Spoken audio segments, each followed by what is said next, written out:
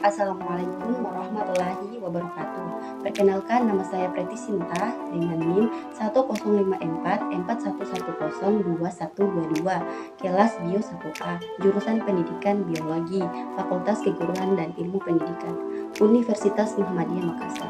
Terima kasih kepada Ibu Hilmi Hambali, SPD MKes, yang telah memberikan tugas kepada saya, yaitu guru biologi dasar. Untuk lebih lanjut, mari kita simak video berikut ini.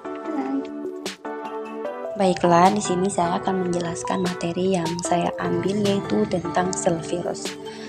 Di mana sel virus adalah organisme parasit yang mana ia membutuhkan inang untuk bertahan hidup. Mikroorganisme ini harus menemukan inang untuk bereproduksi, termaksud melalui sel tubuh manusia.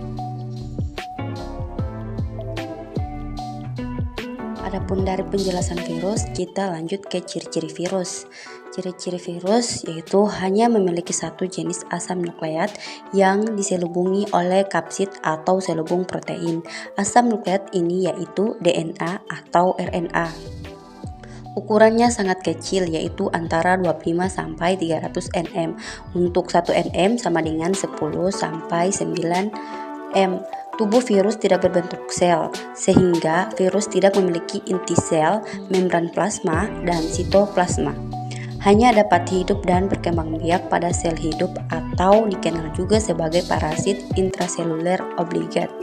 Merupakan suatu makhluk metaorganisme. Makhluk metaorganisme merupakan suatu bentuk peralihan antara benda mati atau memiliki sifat yang dapat dikristalkan dan makhluk hidup atau dapat berkembang biak, dan memiliki beberapa bentuk tubuh. Bentuk tubuh virus yaitu bulat, batang berbentuk T, dan silindris.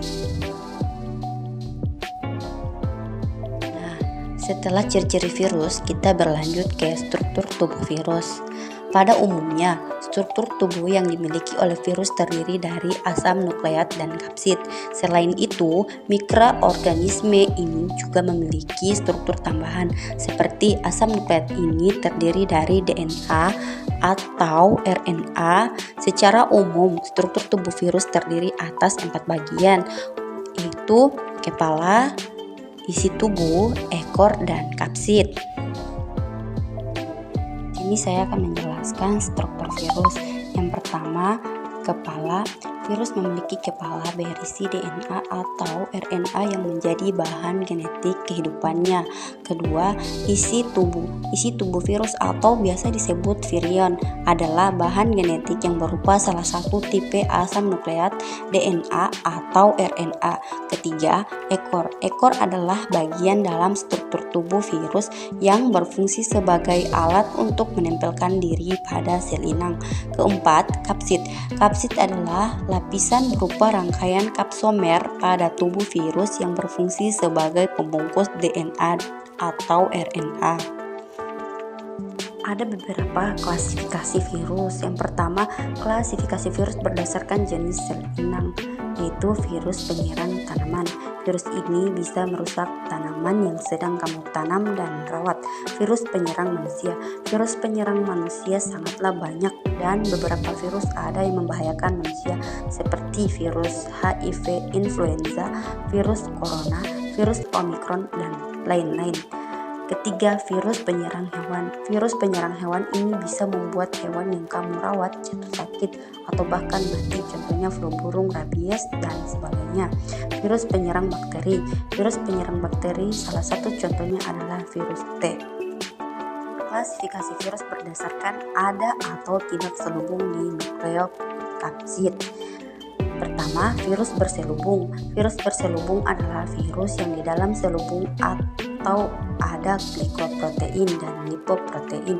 Misalnya, paramyxovirus, herpes virus, toga virus, rhabdovirus, dan poxvirus. Kedua, virus telanjang. Virus telanjang adalah virus yang tidak mempunyai selubung di nukleokapsid, seperti adenovirus, rhinovirus, papavirus, dan picornavirus. Klasifikasi virus berdasarkan jenis asam nukleat. Yang pertama, virus DNA. Virus DNA adalah virus yang dimana asam nukleat yang dimiliki berupa DNA, misalnya parvovirus. Kedua, virus RNA. Virus RNA adalah virus yang dimana kandungan asam nukleatnya berupa RNA, misalnya picornavirus. Klasifikasi virus berdasarkan bentuk dasar. Pertama, virus helikal.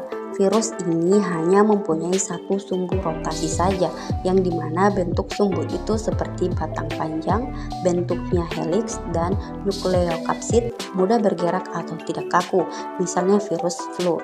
Kedua, virus kompleks. Seperti dengan namanya, virus ini mempunyai struktur yang cukup kompleks bila dibandingkan dengan jenis virus yang lain, misalnya virus cacar. Ketiga, virus dengan bentuk ikohedrat. Berbeda dengan virus helikal, jumlah sumbu pada virus ini ada 2 rotasi ganda, serta tata ruangnya hanya dibatasi dengan 20 segitiga sama sisi, misalnya virus polio. Klasifikasi virus berdasarkan tipe genom dan replikasinya. Pertama, virus tipe 1. Pada virus tipe 1 ini terdiri dari DNA dengan utas ganda serta reproduksinya dilakukan dengan cara replikasi, misalnya herpes virus.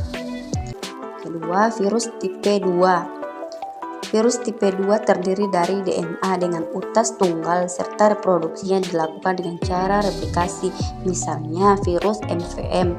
Ketiga, virus tipe 3. Virus tipe 3 ini terdiri dari RNA dengan utas handa serta reproduksinya dilakukan dengan cara replikasi, misalnya reovirus. Keempat, virus tipe 4.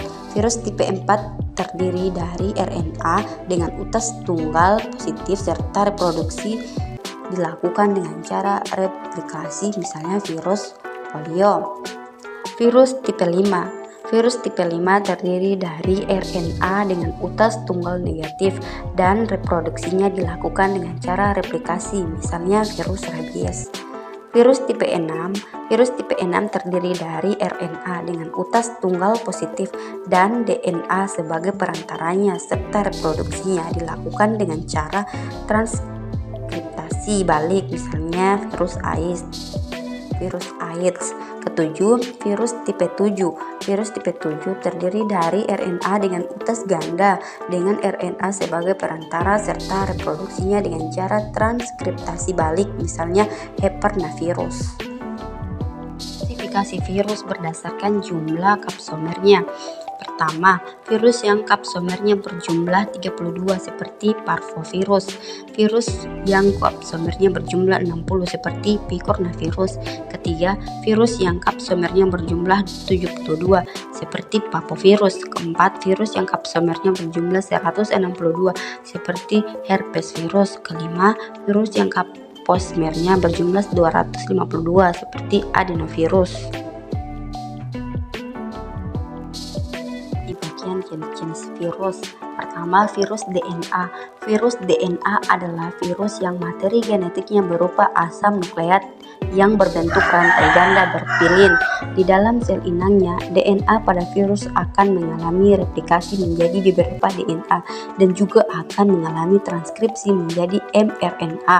mRNA kemudian mengalami translasi untuk menghasilkan protein selubung virus.